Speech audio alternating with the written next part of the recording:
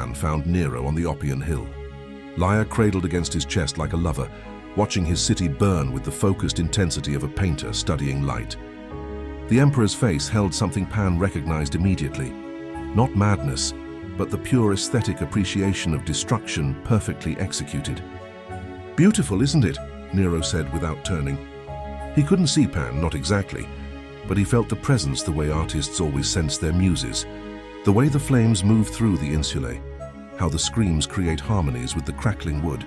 "I've been trying to capture it." Pan sat beside him, drawing his pipes. For the first time in centuries, he felt something beyond hunger. Curiosity, perhaps, kinship, certainly. Here was a human who understood what others called evil was simply creation wearing an unfamiliar face. "Play with me," Pan whispered. The emperor began.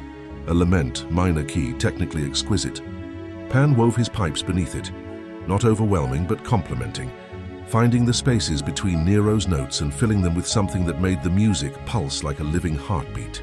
Together, they created a sound that rolled down the hill into the burning streets, where it found purchase in minds already stretched thin by disaster. The citizens of Rome had been fleeing in relatively orderly fashion.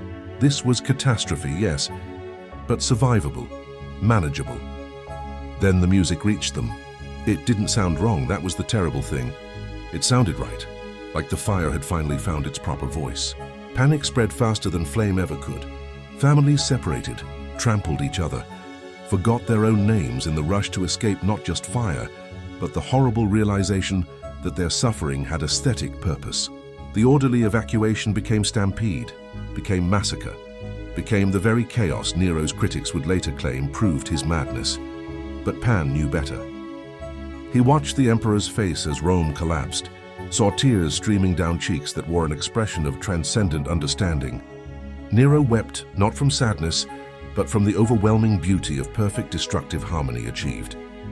"This," Nero whispered as their music reached crescendo, and the Circus Maximus collapsed in a shower of sparks. "This is what Apollo's temple should sound like." Pan smiled, continuing to play. The fire fed on wood and thatch, yes, but it gorged itself on the fear the music cultivated. By morning, whole districts would be ash, and historians would blame an emperor's vanity.